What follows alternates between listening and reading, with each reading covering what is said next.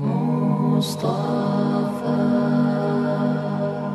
مصطفى. الحمد لله رب العالمين، والصلاة والسلام على أشرف المرسلين ورحمة الله للعالمين سيدنا محمد صلى الله عليه وعلى آله وأصحابه وأتباعه وذريته من بعده إلى يوم الدين، ثم أما بعد. أيها المشاهد الكريم، سلام الله عليك ورحمته وبركاته، وبعد. ففي حلقة سابقة عشنا في رحاب بيت المصطفى صلى الله عليه وسلم وعن هديه وتعامله في داخل بيته. وفي هذه الحلقة بمشيئة الله تعالى نتحدث عن تعامله صلى الله عليه وسلم مع زوجاته. فكان رسول الله صلى الله عليه وسلم نعم الزوج ونعم الأب ونعم الأخ ونعم الناصح، وكانت معاملاته صلى الله عليه وسلم دليلا على نبوته. فقال صلى الله عليه وسلم: خيركم خيركم لأهله وأنا خيركم لأهلي. وكان من مظاهر خيريته صلى الله عليه وآله وسلم لأهله مساعدتهن في داخل أعمال البيت كما ذكرنا في حلقة سابقة. ونزيد على هذا في هذه الحلقة في تعاملاته صلى الله عليه وسلم مع زوجاته ما يلي: منها إقامة العدل بين زوجاته صلى الله عليه وسلم. فروى أنس بن مالك رضي الله عنه وأرضاه قال: دخل رسول الله صلى الله عليه وآله وسلم على السيدة صفية بنت حيي بن أخطب وهي تبكي، فقال لها: ما يبكيك؟ قالت: إن حفصة بنت عمر تقول إني ابنة يهودي. فقال رسول الله صلى الله عليه وسلم: إنك لابنة نبي وعمك نبي وإنك لزوجة نبي. الرسول صلى الله عليه وسلم في البداية أراد أن يرفع من شأنها أمام نفسها أولا، فقال: إنك لابنة نبي، يعني من نسل هارون ابن عمران، وعمك نبي وهو موسى ابن عمران، وإنك لزوجة نبي وهو محمد صلى الله عليه وآله وسلم. ثم قال صلى الله عليه وسلم لها: فبما تفخر عليك حفصة؟ ثم قال صلى الله عليه وسلم لحفصة: اتق الله يا حفصة.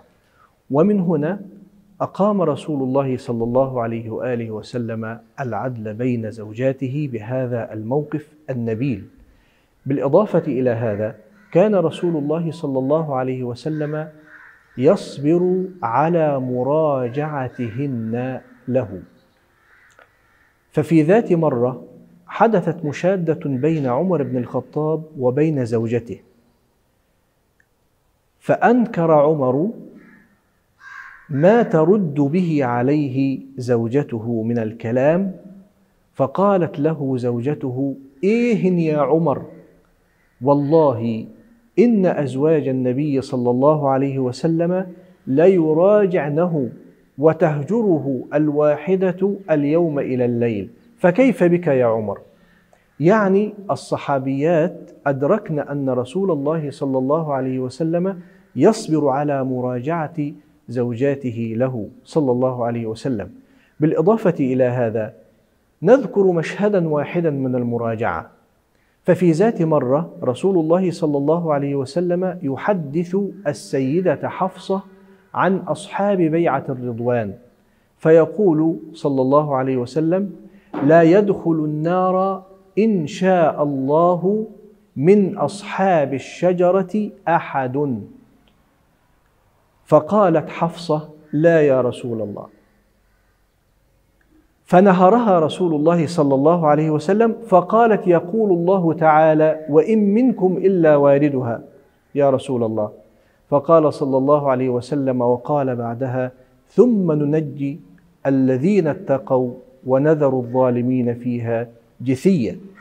فالرسول صلى الله عليه وسلم الذي يوحى إليه يراجعنه أزواجه، ولكنه صلى الله عليه وسلم كان يصبر. بالإضافة إلى إقامة العدل وصبره صلى الله عليه وسلم على مراجعة أزواجه، كان صلى الله عليه وسلم يحرص على إدخال السرور على أزواجه.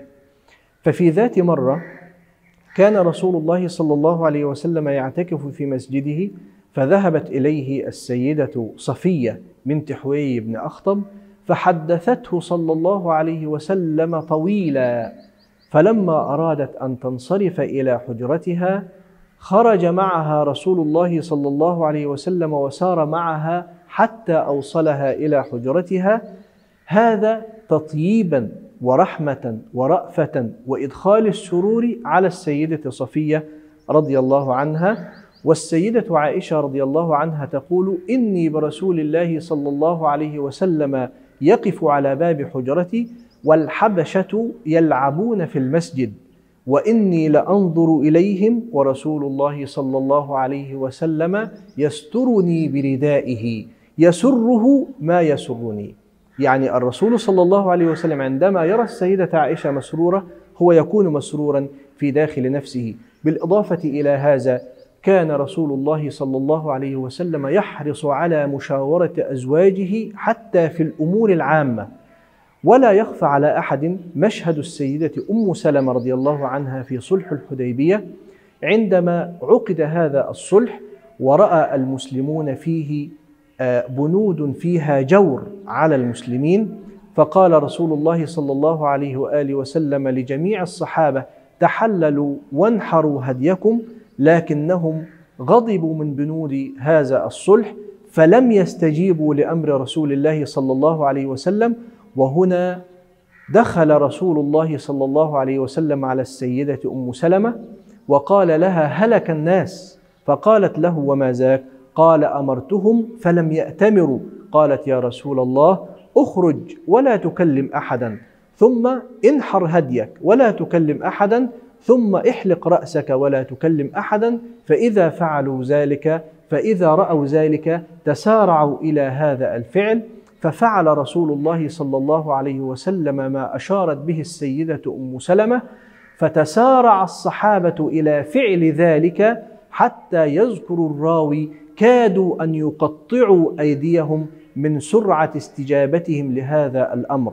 ولا يخفى على أحد البركة التي عادت على الصحابة الذين كادوا أن يهلكوا بمخالفة أمر النبي أو بعدم سرعة الاستجابة لأمر النبي صلى الله عليه وسلم.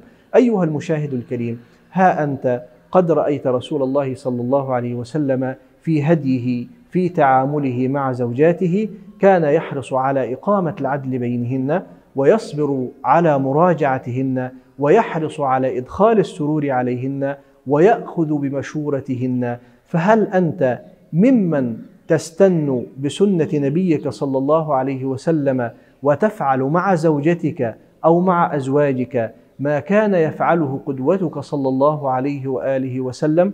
أرجو من الله تعالى النفع والقبول والإخلاص. والسلام عليكم ورحمة الله وبركاته. مصطفى